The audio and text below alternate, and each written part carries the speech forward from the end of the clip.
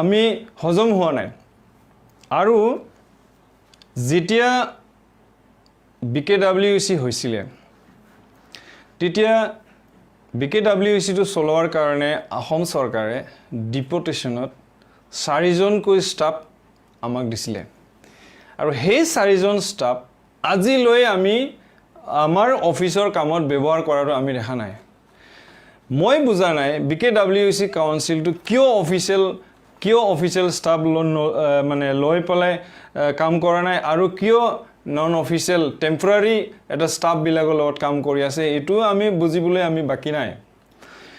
তাত কৈছে তেখেতে আমি যেতিয়া কোৱেশ্চন আনিছিলো যে এটা ডিস্ট্ৰিক্টৰ পৰা কিয় 9 জনকৈ ষ্টাফ ললে তেতিয়া অনিল বসুমতাৰী ডাঙৰীয়া কৈছে যে বেলেগ জাগাৰ পৰা দূৰ হয় তাত স্যালাৰি কম দিছে সেই কাৰণে আমি দিয়া নাই এটা জিলাৰ পৰা দিছে এটো কথা হ'ব পাৰে নেকি অনিল ডাঙৰীয়াই কাক খুদিছে যে আপুনি BKWAC আন্ডাৰত চাকৰি কৰিব নেকি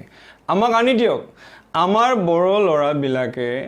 যিমান দূৰ হলিও 8000 হক 9000 হক নিজৰ এটা কাউন্সিলত চাকৰি কৰাৰ কাৰণে সপোন থাকে কেতিয়া কোন সময়ত অনিল ডাঙৰীয়াই গুৱাহাটী কোন মানুহ এজনক খুদিছে যে আপুনি BKWAC অফিচত কাম কৰিব লাগে কোন গোলাঘাটৰ মানুহ খুদিলে যে আপুনি BKWAC কাম কৰিব লাগে কোনিবা না কৈছে নেকি যে তেখেতে নিজে কৈছে যে 4000 5000 দৰমহা দিছো 8000 দৰমহা দিছো আমি জানাতো এটো 10000 এর উপর স্যালারি দি আছে তিতল তেখেতে কিয় 5-6000 কথা কলে এতিয়াও আমি গম পাও 9000 to 10000 স্যালারি দি আছে স্টাফ সকলক তেখেতে কৈছে 5000 6000 দৰমহা দি দূৰৰ পৰা নিমিলে এটো মিছা কথা কৈছে তেখেতে আমাৰ প্ৰুফ আছে আমাৰ ৰেকৰ্ড আছে তো তেনেকুৱা ৰাইজক মিসলিড কৰিব নালাগে ৰাইজক মিসলিড কৰা মানে আপুনি নিজে মিসলিড হোৱা আপুনি মিছা কথা কৈছে আপুনি কোনো এজন মানুহ খুদা নাই যে আপুনি BKWAC চাকৰি কৰিবনি BKWAC আপুনি কাম কৰিবনি কোনো এজন ৰাইজক খুদা নাই আৰু আপুনি সৰকাৰি এমপ্লয় নলকে প্ৰাইভেট এমপ্লয় লৈ পেলাই আপুনি চলাই আছে চলক আমাৰ বড় লৰাই কাম কৰি আছে কিন্তু এই কাউন্সিলটো মই সদায় কৈ আছে এই কাউন্সিলটো 22টা জিলাৰে গঠিত আৰু 22টা জিলাতে সমান উন্নয়ন হ'ব লাগিব অনিল বসুমতাৰীক 2-3 দিন মান আগত আসাম চৰকাৰে এজ এ চেয়াৰম্যান ঘোষণা কৰিলে আৰু চেয়াৰম্যান হিচাপে তেখেতক ললে এতিয়া আমি আমাৰ নিউজে পেপাৰে পত্ৰে কৈ আহিছিল যে আগৰ যেটো এক্সিস্টিং চেয়াৰম্যান ডক্টৰ গাম্বাৰু মুছাহাৰী তেখেতক ষড়যন্ত্ৰ পলিটিক্যালি মাৰ্ডাৰ কৰি প্লাই তেখেত সকলে ব্ল্যাকমেইলিং কৰি প্লাই তেখেত সকলে চেয়াৰম্যানৰ পৰা নুমাই দিলে তাৰ পিছত আমি ভাবিছিলো BKWAC সকলোৱে মিলি প্লাই সকলোৱে কথা পাতি প্লাই এটো কৰা হৈছিল আৰু তেখেতে বাৰবাৰ কৈছিলে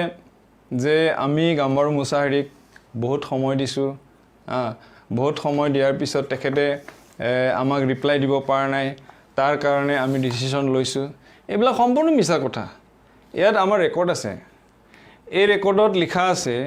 প্ৰথম ডক্টৰ গাম্বাৰু মুছাহাৰীক তেখেত সকলে নোটিস দিছিলে সেই নোটিছত তেখেতে হাজিৰ হৈছিলে কাউন্সিল হেদিনাই তেখেতে এফিডেভিট দিছিলে যে মই এইবোৰ টকা পইচা লেন্ডাৰ আমাৰ একো হোৱা নাই কোম্পানীৰ লগত মোৰ তেনেকুৱা একো কথা নাই তেতিয়া সেকেন্ড টাইম তেখেত সকলে কৈছিলে তেতিয়া হলে আপোনালোকে সেই কোম্পানী বিলাকৰ পৰা ক্লিন চিট আনি দিয়ক নেক্সট টাইম তেখেতে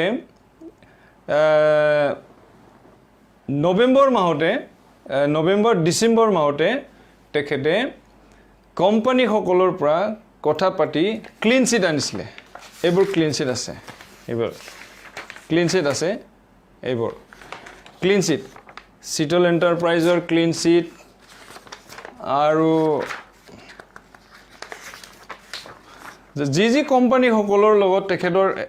এগ্ৰিমেন্ট হোৱা বুলি কৈছে তেখেত সকলে এট ক্লিন চিটত লিখিছে যে ডক্টৰ গাম্বাৰুৰ লগত আমাৰ একো ফাইনান্সিয়াল তেনেকুৱা লেনদেন হোৱা নাই আৰু তেখেতক কেৰিয়াৰক আমি কোনো ধৰণৰ আমি বেয়া হ'ব নিদু কাৰণ আমাৰ তেখেতৰ লগত কোনো লেনদেন হোৱা নাই আমাৰ তেখেতক আমি কোনো কেছ ফাইল নকৰো আমাৰ কোনো তেনেকুৱা ভাৱ ধাৰণা নাই বুলি তেখেত সকলে ক্লিন চিট দিলে কি তেতিয়া তেখেতসকলে ক'লে আমি বিবেচনা কৰিম আলোচনা কৰিম মিটিং কৰিম কৰি পিছুৱাই আল্টিমেটলি তেখেতসকলে কি কৰিলে তেখেতক পাৰ্মানেন্টলি কোনো বিচাৰ নোহোৱাকে কোনো কথা নোহোৱাকে চেয়াৰমেনশ্বিপৰ পৰা আঁতৰাই থৈ দিলে তাৰ পিছত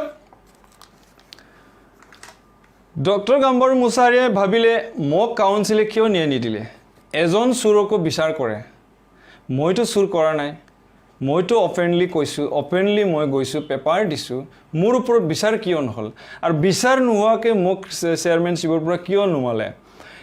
সেই কথাটো সেই কুৱেশ্যনটো জানিবৰ কাৰণে তেখেতে হাইকোৰ্টৰ ওচৰত বিচাৰ দিছে যে BKWAC তেখেতে কোৱা নাই BKWAC অন্যায় বিচাৰ কৰি তেখেতক আউট কৰাৰ কাৰণে তেখেতে হাইকোৰ্টৰ ওচৰত কৈছে তেখেতে অসম চৰকাৰক কেছ দিয়া নাই তেখেতে BKWACৰ ওপৰত কুৱেশ্যন কৰিছে যে মোক আপোনালোকে আঁতৰাৰ মোৰ বিচাৰ কিয় নকৰিলে মোক বিচাৰ নকৰাকে মই এজন UBPৰ ফাউণ্ডাৰ মই ফাউণ্ডাৰক উইদাউট বিচাৰ আপোনালোকে কেনেকৈ নোমাব পাৰিলে মোক কিয় ডিগ্ৰেড কৰিলে সেই কথাটো সেই কুৱেশ্যনটো জানিবৰ কাৰণে তেখেতে হাইকোৰ্টত কেছ এটা ফাইল কৰিছে সেই কেছত আজিলৈকে BKWACৰ কোনো মেম্বাৰ আৰু আসাম চৰকাৰৰ IS বিষয়া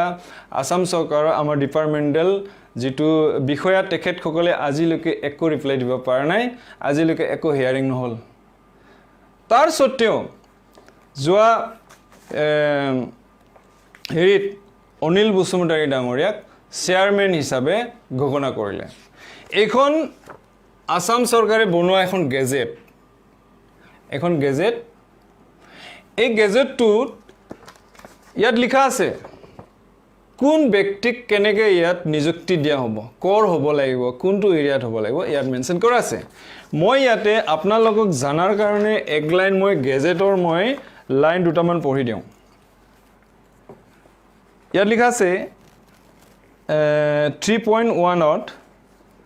There shall be a welfare autonomous council to be called the Bodo Kosari Welfare Autonomous Council for the Bodo Kosari community inhabitants villages of Assam outside the Sixidil area and may include area under existing tribal autonomous council with prior consultation with existing tribal autonomous council under state act as may be notified by government in the official gazette. Your meaning to hoise ki kunuba jodi Sixidil area member ইয়াতে BKWAC এৰিয়াৰ আন্ডাৰত EM বা GM বা member একোই হ'ব নোৱাৰে কিন্তু আমি অসম চৰকাৰক এটো কথা ক'ব বিচাৰিছো ডিপাৰ্টমেণ্টেল মন্ত্ৰী ডাঙৰীয়া ৰণস্পিকৰ ডাঙৰীয়াকো আমি ক'ব বিচাৰিছো আমাৰ IS বিষয়া বাইদেউকো আমি ক'ব বিচাৰিছো ইয়াতে অনিল বসুমতাৰী ডাঙৰীয়াৰ ইয়াতে ভোটাৰ কাৰ্ডছ আছে এটো ভোটাৰ কাৰ্ড চাওক এটো ভোটাৰ কাৰ্ড এটো আছে ইয়াতে আমি প্ৰিন্ট কৰিছিলো যোৱা 10 জুন 2023 লৈকে তেখেতে কাৰ্বি আংলঙৰ এটা বাসিন্দা কাৰ্বি আংলঙৰ ভোটাৰ তেখেতে Sixidil এৰিয়াৰ এজন ভোটাৰ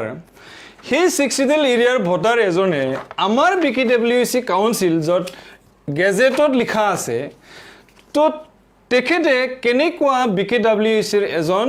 মেম্বাৰ EM চেয়াৰমেন হ'বলৈ পালে অসম চৰকাৰে আইন বনায় কিন্তু আইনটো তেখেতসকলে উলংঘা কৰে আমি কি বুজিম যে তেখেতসকলে এটো পলিটিক্যালি কৰিছে না কি কৰিছে না তেখেতসকলে গেজেট পঢ়া নাই আমি ক'ব নোৱাৰো কিন্তু এই গেজেটত লিখা আছে Sixidil এৰিয়াৰ যিকোনো এজন মেম্বাৰে BKWAC কাউন্সিলৰ আন্ডাৰত EM বা GM হ'ব নোৱাৰে আৰু Sixidil এৰিয়াৰ বাহিৰৰ যিবিলাক কাউন্সিল ট্ৰাইবেল এক্সিস্টিং কাউন্সিল তাৰো পৰা যদি ৰিপ্ৰেজেন্ট কৰিব লাগে তেতিয়া হলে সেই এক্সিস্টিং ট্ৰাইবেল কাউন্সিলৰ পৰা প্ৰায়ৰ পাৰমিশন লৈ পলাইহে তেখেতসকলে ৰিপ্ৰেজেন্ট কৰিব পাৰে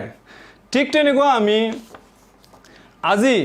অসম চৰকাৰে গেজেট বনাই দিছে যে বলে এটোৰ আন্ডাৰতে সব হ'ব কিন্তু আমি দেখিছো অনিল বসুমতাৰী ডাঙৰীয়াৰ ক্ষেত্ৰত আমি এটো ফলো কৰা আমি দেখা নাই আৰু তেখেতে এজন 6 চিডিল এৰিয়াৰ মানুহ হয় এইটো ভোটাৰ কাৰ্ডটো প্ৰমাণ হয় আৰু যদি তেখেতে মিছা কথা কৈছে তেতিয়ালে হেতু দায়ী হ'ব এটোত লিখা আছে এটো আমি 10 জুন 2023 আমি এটো প্ৰিন্ট আউট কৰিছো অনলাইনৰ পৰা আমি কোৱা কথা নহয় এটো অনলাইনৰ পৰা আমি প্ৰিন্ট কৰিছো ইয়াত লিখা আছে অনিল বসুমতাৰী কোড ডিফু অনিল বসুমতাৰী কোড আছে তেখেতৰ সিৰিয়াল নম্বৰ মই কৈ দিছো 745 সিৰিয়াল নম্বৰ লাংহিন পামগাঁও হাই স্কুল তেখেতৰ সেন্টাৰ